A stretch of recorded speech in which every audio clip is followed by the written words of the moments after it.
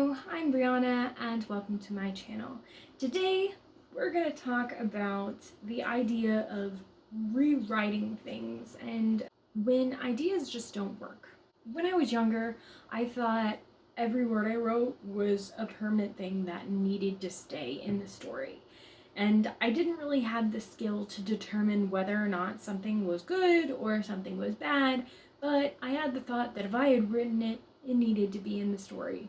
I got so fixated on those ideas when I was younger, I didn't like change and I wanted those ideas to stay. You're a lot less objective when you're younger. As you grow older, or at least as I grew older, I kind of learned what needed to go away and what needed to stay. When I was younger, I explored new concepts quite a bit, but I didn't explore new concepts within the stories that I was writing.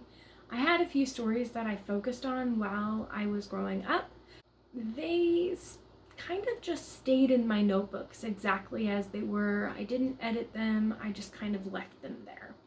As I grew older, I realized that those stories really needed to change in order to become better.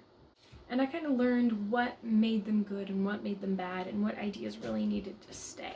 A big part of this was distance.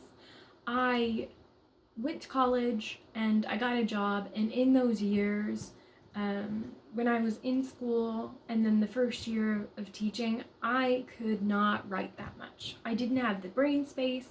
Even if I had the time, my brain couldn't focus enough in order to work on a story, at least not in any sort of depth. So I was forced to step away from my stories and give them a little bit of breathing room.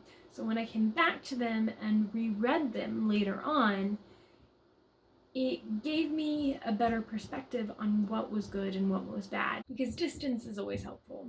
And because of that distance, I had a little more emotional space from the story, because I was very attached to the ideas when I first wrote them, but it was easier to edit things because that's the kind of thing I need. And this was the kind of idea where you get rid of things that you don't really need and you find the story at its core.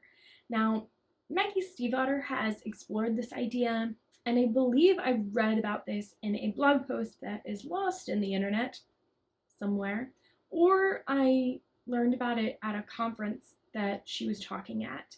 She talks about this idea at a retreat. She held a writing retreat. And at this writing retreat, she had everybody write story ideas on a cardboard box. So they wrote all these ideas and explored everything on box, writing everything down, and then she had them burn the box. Now, like, my younger brain was like, when I first read this, because I was still in the phase of, like, everything written down is gospel when it comes to writing. The idea that she got to this is, if the idea is worth keeping, it's going to stay in your head. And back then, I didn't understand that idea. But now, after I've started editing things and that sort of stuff, that idea makes a lot of sense. You find the story at its core, and the core is going to always stay with you, no matter what words you put down. You will always figure out what that story is. If you have the story at its core and the base of what it should be, you can write that story over and over. And it's going to be different versions of it, but it'll be true to what the story needs to be. Right now, the biggest illustration I have of this concept is the novel that I just set aside, Midwest Gothic. This story I have been working on for literally years.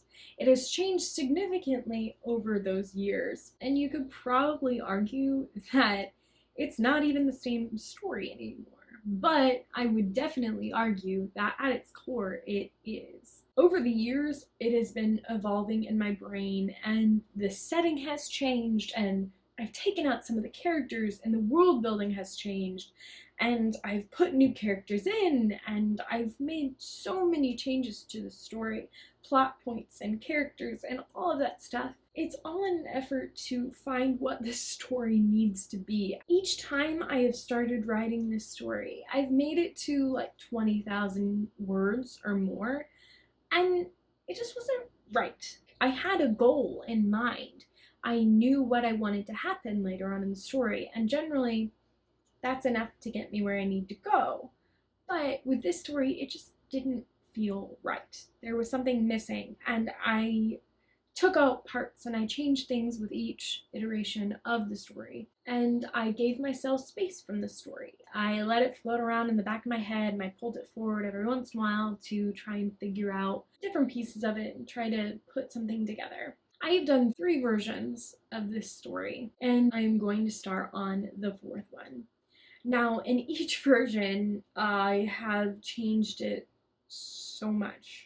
And in this version, I've taken out a character that I have had in the story since the very beginning. And it might turn out later, as I start to rewrite this version, that I need that character to be in the story. The version that I have in my head currently for the fourth rewrite of Midwest Gothic feels like the truest version of the story. The whole point of me going on this spiel is that sometimes your ideas might not be what they need to be. If you're stuck on a story and you feel like it's not going anywhere, then maybe you need to step away from it and think about what needs to be taken out. And believe me, I struggled with the concept of taking out certain characters in the story. I changed some characters significantly, and it was super hard for me the first time I did it with the first change of the novel. But I realized that it needed to be that way. And it took me quite a bit of time to figure that out. So if something's not working in your story or just doesn't feel right, take some space from it and maybe just take it out. You know what your story's supposed to be. A lot of the time, your gut instinct is right. You're not going to lose the story by completely rewriting it. In each version that I've rewritten, I have scrapped the 20,000 words or more.